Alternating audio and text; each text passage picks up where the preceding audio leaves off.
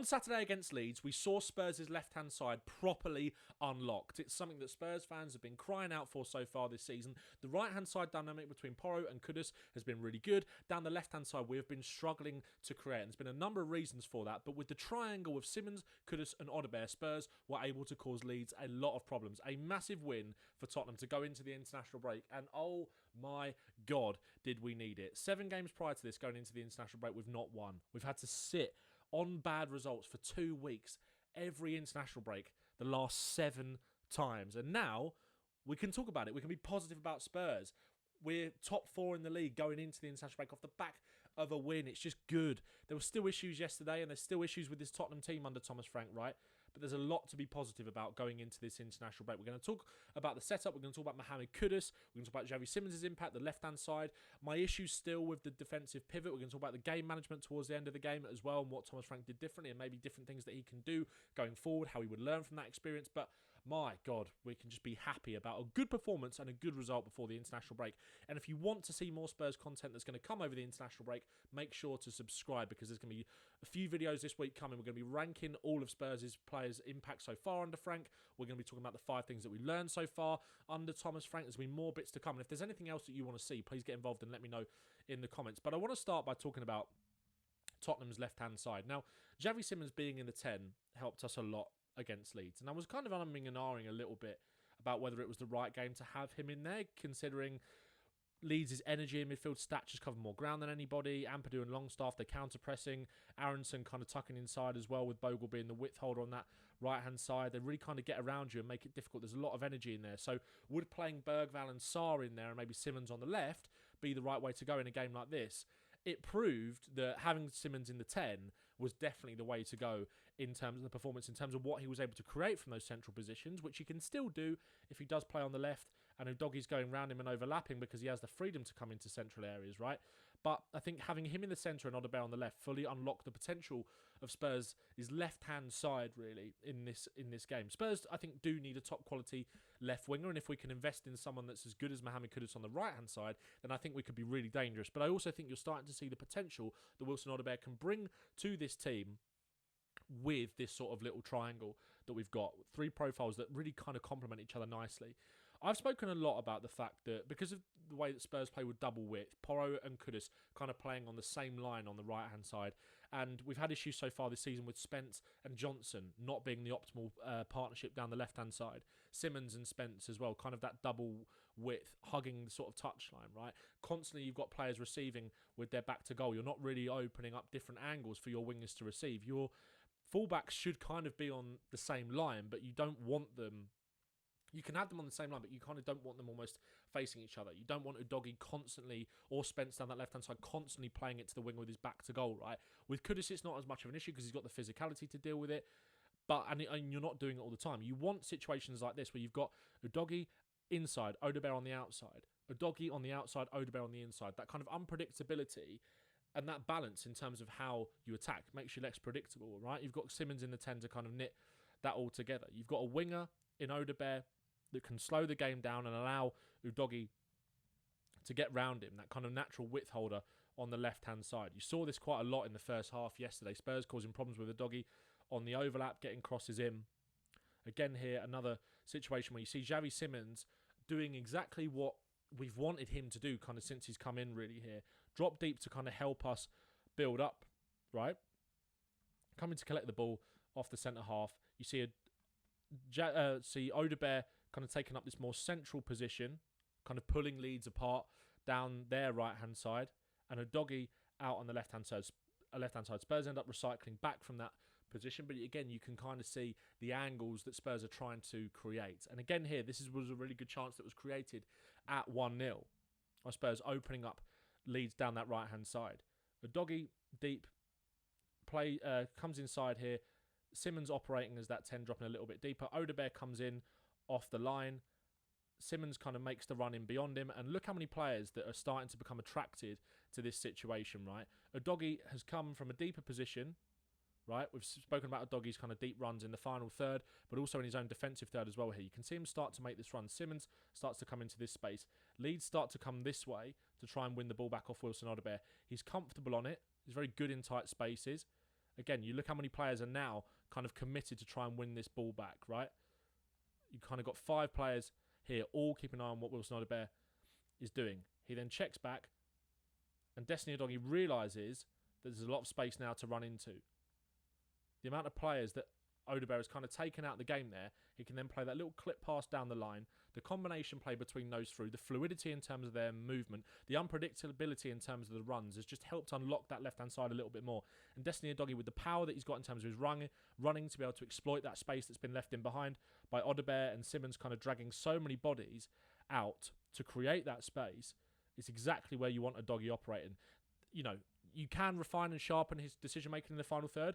I think he probably does make the right one here by checking it back to Kudus, but again, maybe you want him to take it on himself, but it's really, really good from Spurs, and it kind of just helped us get in behind that Leeds defence, because Jayden Bogle is someone that does like to kind of press on and be that sort of overlapping attacking fullback with Aaronson sort of coming inside. He is the one that's kind of holding that width, so if you can kind of drag him out to then exploit the space, that's how Spurs got a lot of joy yesterday. Again here, you see Udogie out kind of holding the width, Xavi in the pocket here where you want him. Odobert, again, you see here, they're not on the same line. Udogie inside, Odobert outside. It helps you create better 2v1 situations. Udogie can now kind of move off and make the run and exploit the space. Simons here is the one that's kind of making that run in behind. Here, Simons then comes short to allow Udogie to make this bursting run in behind again. Just lovely dynamic between these three. Spurs end up working it back here. Udogie plays it inside into Xavi Simons, and now you've got Odobert that's taken up this central position. Again, just a little bit of unpredictability. These three just really kind of knitting things together nicely, causing chaos, causing that little bit of panic, disrupting that Leeds block and getting in behind with their unpredictability and their fluidity in their movement. Xavi clips a lovely little ball over the top that took a little bit of a deflection. Odobert crossed it into the box. Tell ends up hitting the bar. But there's just a lot to like about how Spurs have just seemed to figure things out now down that left-hand side with Simons in the pocket, Odobert on the wing, Udogie on the left. Odobert on the wing, Udogie kind of inside and outside. These two having the fluidity and the combination play to just mix the game up a little bit. Again, you see it's Simons, the one there kind of making the run in behind. Udogie in more of a central position here. And Odobert out on the left. Tries to play a little ball in behind to Xavi Simons, but it gets cut out. And again, another kind of example of it here with Odobert then being the one to hold the width, Udogie is the one that running behind, and Simons there. That little triangle caused so many problems for Leeds in that first half. And it was a first half where Spurs built pressure and deservedly led. It was some of the best football at points that I think we've kind of played under Thomas Frank so far, and this was the goal, and I'm really pleased for Mathys Tel. I thought it was a good performance from him yesterday, and one thing that I'm really pleased consistently with Mathys Tel is his ability to respond to setbacks and bounce back when things get difficult. That Doncaster game, misses 2 chances, but his head never goes, maybe trying too hard at certain points, but he never lets it affect him, and he's taken his chance here. Bentancur, who I thought on the ball, again, sort of made us suffer and stifle a little bit in terms of build-up, a little bit too safe with his passing, but you see his ability to nip in and win the ball back there. But look at Mathys Tel here, right? As soon as Bentancur wins that ball back and Kudus gets on it, he's already looking to make that run in behind. You see the way that his body is set up, you see his body position there, he's already gone, and Kudus just gets it out of his feet quickly, and he's in. And I love the composure from Tel here as well. Doesn't panic. I don't think any of our other strikers, although they have got qualities that they do bring, Richarlison, his box presence, Solanke, his link-up play, his pressing, etc. I don't... Kolo Muani, I mean, we haven't even seen him yet in a Spurs shirt for any extended period of time. I don't think any of them have the kind of composure in this situation to just slow down, check back inside, little step over, get back on the outside and just get a shot off. Like, again, we've seen Tel kind of do this. We saw it against Doncaster, that shot he had from outside the box. We've seen him load up these kind of shooting situations from maybe more over here on the left-hand side, those kind of shots that curl into the top corner. We saw it, I remember, against Frankfurt in the Europa League, like him in these kind of sort of positions, right? You know that he's got good shooting mechanics, and the fact that he can kind of shift the ball out of his feet quickly and make something happen, that's exactly what he does. And sometimes you just need something to go for you, and it exactly did for Mathys Tel yesterday. I'm really, really pleased for him. I enjoyed Thomas Frank's post-match comments on him yesterday because he has worked really, really hard, and I'm really pleased for him. But Leeds did get back in the game, and it was a poor goal to concede from a Tottenham point of view. Vicario didn't cover himself in glory at points during this 90 minutes, but also made some good saves. Here, I'm still not sure how much blame I want to put on him. I think it's more about Udogie not reacting to Okafor and not kind of sensing the run that he's going to make. It's good centre-forward play from Calvert-Lewin to knock that down. It does take a difficult deflection, which is difficult for Vicario to deal with. I'm kind of with Joe Hart on it, the sort of analysis that he made at half-time. It's very difficult to make the sort of save that you want to make and deal with it in the way that you want to when it's deflected so quickly in front of you and so close to you as well. But it's more about Udogie kind of switching off here and letting Okafor react to that first, just a little bit flat-footed, and he scores. I wasn't that happy about Spurs' response to that. It kind of all got a little bit chaotic. After that, we were kind of giving fouls away. Leeds were starting to get on top. But that can happen, right, at Ellen Road. It's a difficult place to go. Leeds can build momentum. They've got good players. They've got a good unbeaten home record there up until this game yesterday. It does kind of get on top of you. And I actually thought Spurs, they did need half-time, but the way that we responded after half-time was really good. And we obviously got back in front quite quickly. I think the game management at this sort of point, though, in the game was a little bit concerning. And I think as well, the pivot was a little bit too casual on the ball at times. And now this was before the Leeds equalising goal, but I think it kind of epitomised some of the problems that sort of led up to it, in the sense of not being brave and kind of inviting that pressure a little bit from Leeds. And Bentancur loses it here. You see him here, you can play that pass into Kudus. Like, you can just turn and play it. Kudus is very good at receiving with his back to goal. I know Leeds have got players around that could potentially pick up the second one, but you back Kudus to make something off that, or Kudus himself can kind of pop it into Porro and Spurs can move up the pitch. But Bentancur turns down that forward pass, goes back to Vicario, and Spurs are kind of just inviting pressure on themselves. Bentancur here just spoke about Leeds' counter-pressing and how it's going to cause us problems. Again, you've got players here that are going to kind of be all over you like a rash and get on you and make it difficult, and Bentancur just doesn't see it coming. I think this has been a bit of a problem for him so far, right? And Calvert-Lewin, it's good defending to sort of stop it, but Calvert-Lewin should probably do a little bit better there. And again, I think that lack of bravery in a defensive midfield pivot, when you've got Paulinho and Bentancur in there, those two, I understand why you want to do it in these kind of big games away from home, right? But you've got Bergvall, Gray and Sarr kind of sitting on the bench who look after the ball a bit better from Bentancur, offer you more energy, are good counter-pressers, and they're just kind of a bit more brave and are willing to kind of punch the ball through the lines. And I think having Bentancur and Paulinho there together at the moment is stagnating our build-up somewhat. However, it didn't cost us too much because Spurs were able to get back in front and show that resilience that Thomas Frank is building in that team. And a large part of that, not just with the goal, which we'll come on to, but so much of the reason why we were able to get back into it, because he's a player that takes responsibility and drags the team forward,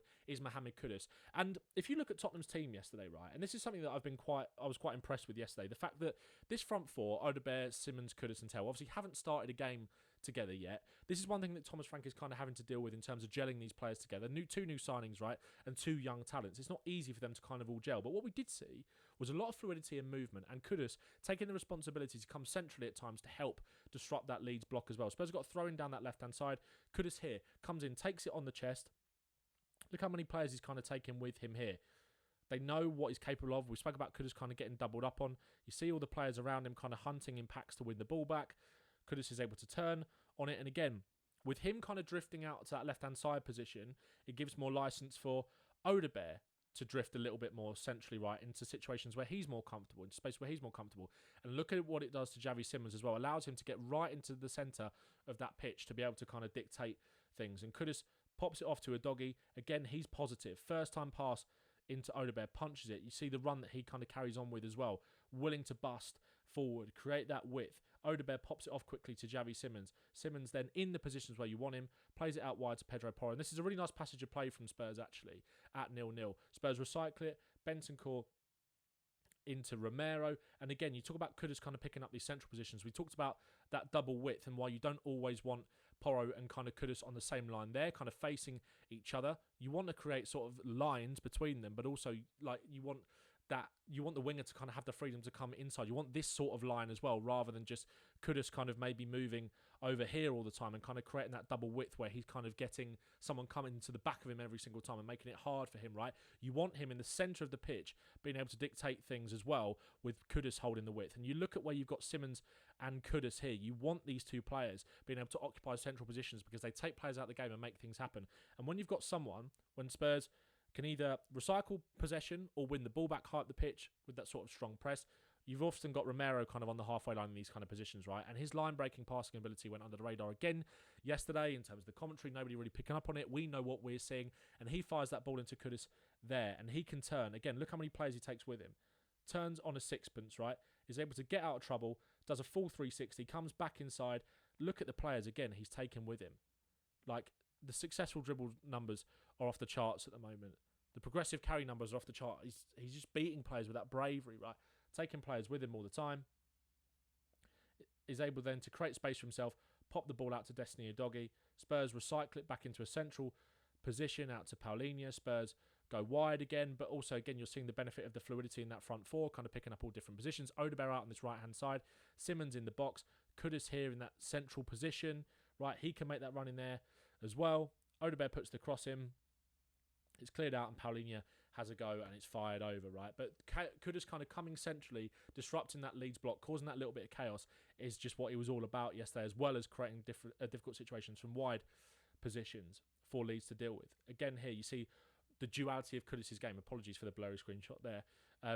Spurs build up. Paulinho fires the ball in over the top. Kudus can run in behind. He can come short for it, but he can run in behind as well. And he isn't able to beat his fullback that time. But again, I spoke about Spurs' ability to win the ball back high up the pitch, that counter-pressing here. You see the amount of bodies, again, that are all kind of focused on closing the opportunities for Leeds to progress and win the ball back, right? You've got 1, 2, 3, 4, 5, 6 players around the ball.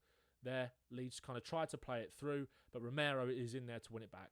And again, you've got Romero being the one to kind of step forward, win it back, play it out to Kudus in this wide position where, again, you see the duality of him. He can run in behind, he can go both ways, and again, he can come inside here to get these half-space crosses into the box where he is so, so dangerous. Another example here of his defensive tenacity, right? Trying to win the ball back there, coming inside to a central position to pinch it off Anton Stach, who, again, has been so good for Leeds. He wins it back. Right, you've got Simons exactly in the position that you want him for a counter-attack with his ball-carrying ability, but Kudus knocks it. He says, give it to me, I'm going to take responsibility. I drive forward. He picks it back off Simons. You see Odobert in a good position there to run forward. Kudus has totally broken the Leeds midfield line. He's taken 3 players out the game here. Look at the forward runners that you've got. Odobert, Tell, and Kudus is going to drive into this space. The responsibility that he takes in this team is something I absolutely love. Feeds it through into Odobert. Want a little bit more conviction in that position, but again, it's really good from Kudus. Spurs kind of building out here in the traditional way that we do, with Romero, Porro kind of holding the width on that touchline, the double pivot base, right? And Porro's looking for this kind of ball down the line to Mohammed Kudus as we kind of, that's kind of how we look to build up, right? But I want to alert you to kind of the position of Xavi Simons here, right, in acres of space. And Kudus knows this. Porro plays the ball down to Kudus. And again, like I said, you don't always want your wingers on either side receiving with their ball back to goal, right? You either want to be able to get them in behind, or you want to be able to kind of create 2v1 situations where you can take players out the game. Better combination play. You want Porro and Kudus a little bit closer to each other, creating kind of triangles on that wing to get the ball in behind, right? But again, Kudus is very good at receiving with his ball back to goal. He gets put in difficult situations a lot by Porro with those kind of passes into his feet. I'm not saying it's poor from Porro. I'm saying it's an instructional thing, right? But Kudus here brings it inside. And again, you look at Xavi Simons. Once again, like I said, he has attracted all of those players to him. Spurs have kind of shuffled everything over to the right-hand side.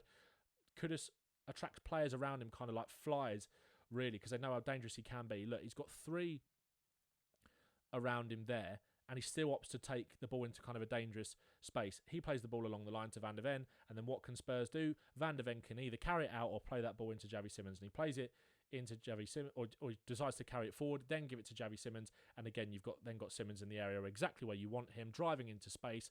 Look how many Leeds players have been taken out the game. Udogie driving forward as well. Simons plays it out to Udogie, and it does break down from that position. But again, Kudus just helps us with his bravery kind of coming inside, helps us create more space on that left-hand side with those runners to carry it forward. And again here, like I said, you want Simons and Kudus to have the license. Simons obviously in that 10, but Kudus having the license to operate in these kind of central pockets. Like I said, you don't always want him on the same line as Pedro Porro out there receiving with the ball back to goal. You want Porro being the one to hold the width at times. You want Kudus to be able to come inside at times as well. Here you see Romero with his foot on the ball, line breaking pass as he does, takes 3 Leeds players out of the game there, in for Kudus, who can operate in those central areas, brings it down really well, plays it out to Pedro Porro. Kudus then kind of gets the 1-2 back to deliver a beautiful cross from that half space where it can be so dangerous, and Odobert has an opportunity. Second half, again, you're seeing the best of Mohammed Kudus here as well, as Spurs look to build up down this right-hand side. Porro into Kudus here, Again, you look at the bodies that he attracts with him. You look how well he turns out of that situation. You look at his ability to slow it down. And again, when you look at the players that he attracts to him, 1, 2, 3, 4 there, all kind of concerned with what he's doing. Again, I'm focusing on Xavi Simons because of the space that it leaves him in here, because you've got you've got 2 players that just have to have bodies around them to try and stop them, right? But you've also got 2 players there that are able to beat players with such ease and take players out of the game. Kudus does that really well, opens it up, plays it into Pedro Porro, who's then able to fire this pass in to Xavi Simons exactly in the space where he wants him. And again, these two haven't exactly got a direct relationship in terms of where they play on the pitch, but Kudus' actions are leading to Simons being exactly the sort of spaces that he wants to, and vice versa as well, because Simons will take players with him on the transition, open up more space for Kudus to exploit that running power that he's got, and the ability to kind of dribble at players and go in behind. So again, really, really nice stuff from Mohammed Kudus yesterday. And onto the goal, like I said, you don't always want Kudus receiving with back to goal, kind of playing these balls, Porro kind of spamming these sort of balls down the line, while Kudus has got his back to the defender. But it can work because of Kudus' strong skill set, right? Romero plays it out to Porro. Porro fires that ball down the line. Kudus can't get there. Goodmanson intercepts it, but Kudus will fight for every single ball. He'll muscle you off it, and then he's just devastating in these kind of positions. The goal has been coming. He comes inside, fires a shot off, and I absolutely love the celebration. He plays like he's got balls. He celebrates like he's got balls. He's got balls. And he's such a big player for us. The guy that I want to speak about is Xavi Simons. I thought it was his best game for Spurs yesterday, having a really, really good impact, and you saw exactly what he can bring to this team, even without registering a goal or an assist in that game. You see him here kind of operating in the central pocket, getting close to Matisse Tel, right, kind of helping him out. Odobert inside as well here. Odobert brings the ball down, and Xavi Simons here has got no option out on this left-hand side, right? He's got no option, and he's got 3 players, again, sort of around him here, being interested in what he's doing, going to try and win that ball back. You've got kind of 1 on the recovery as well here, but out of picture in that last screenshot, in picture in this screenshot, you see Destiny-Udogie coming forward like a train, bursting forward into this space. Xavi Simons could easily kind of just play the ball into him here and take the sort of safer option and kind of relinquish responsibility. But one thing I like about Xavi Simons is he's got that sort of pauser. He plays the game at his pace, his tempo. He slows it down to open up the better chance and the better angle. Again, Udogie bombing forward here. Simons puts his foot on the ball, waits. There'll be a lot of people kind of scream and release it. You want him maybe to release it there for Udogie, but no. What he does, that little body shift there, stops. Bogle then has to kind of commit because he thinks that he's going to play that pass to Udogie. Now you see Udogie's Bogle's body weight and body position here. It's going that way. Simons realises that. Bogle can't shift quickly enough. Simons then shifts back into the space. So intelligent from him. And then he can clip this ball here. You see this little clip ball in behind for Udogie. And there's even more space that's been opened up for him to attack there. Really, really intelligent from Simons to just slow the game down and pick the perfect moment to play the pass. And he clips it, taking 2 players out of the game. Udogie in a load of space. He crosses. It's cleared away. It's Simons it falls to on the edge of the box. Again, waits the perfect time and lays it off to Paulinho to have that shot. Again here, out on this left-hand side, picking up those kind of positions. Odobert centrally, Simons having the license to drift out to the left. You speak about him kind of like adjusting to the physicality of the Prem, but he embraces physical contact. He wants players to get tight to him because he can burst away from you and you get him in these kind of situations and he can play this little pass round the corner to Destiny-Udogie. This is exactly where you want Simons, right? In that kind of left half space facing the goal. He's got passing options. He can drift inside, maybe get a shot for himself, but he plays the ball round to Destiny-Udogie there. Simons here, again, talk about his kind of tenacity in terms of winning the ball. He was pressing high in sort of a 4-4-2 out of possession with Tel yesterday as well, but you see him here nipping and winning that challenge, going past the other one and seeing him drive here into loads of lovely open space. But again, he checks back, makes the right decision. Spurs then recycle the ball and he gets back into exactly the sort of position that you want him occupying in here, behind that line of the Leeds midfield. This kind of 5 across the midfield here. If I actually just get rid of that and just show you it like this. That 5 across the midfield here. Simons is kind of occupying this space behind them, right? It is a shame that we don't have another... This is kind of my frustration with that lack of progressive passer in midfield, because I think we could be getting the ball to Xavi Simons quicker in this kind of pocket again behind the midfield compact Leeds line. Odobert again, I spoke about the fluidity in that front 3. You can see him here as well. Can we get the ball to Simons a little bit quicker? Spurs recycle it. Again, he's in that space. Again, he's looking to move forward. Romero checks back. Spurs recycle the ball. And that's what I like about Van der Ven. Van der Ven has been progressive with his carrying this season, but also we've seen him be a little bit braver with his passing rather than kind of playing just a safe pass out here. He gets this ball into Simons to break the line. That is exactly where you want him. Again, in behind that Leeds defence, he can turn, he can make things happen, he can drive into this space. That's exactly where you want Xavi Simons. Again here, this was the frustrating part. You see the Rabona. But again, there's a lot of stuff to like about what Simons does here as well. When Romero steps up, wins the ball back. Tell drops deep. Simons spins in behind, makes the run, and Tell finds him with a really, really good pass. And now Simons is in, running right. Leeds are good on the recovery. The counter-pressing is good. Like I said, they've got lots of energy, so they kind of limit it for him. But he's able to hold off the defenders. He's just got to play. He's just got to play that pass into Wilson-Odobert. Maybe he's not as comfortable on his left foot. Can he just play it with the outside of his foot? Can he play a little bit of a Travella rather than overcomplicating it?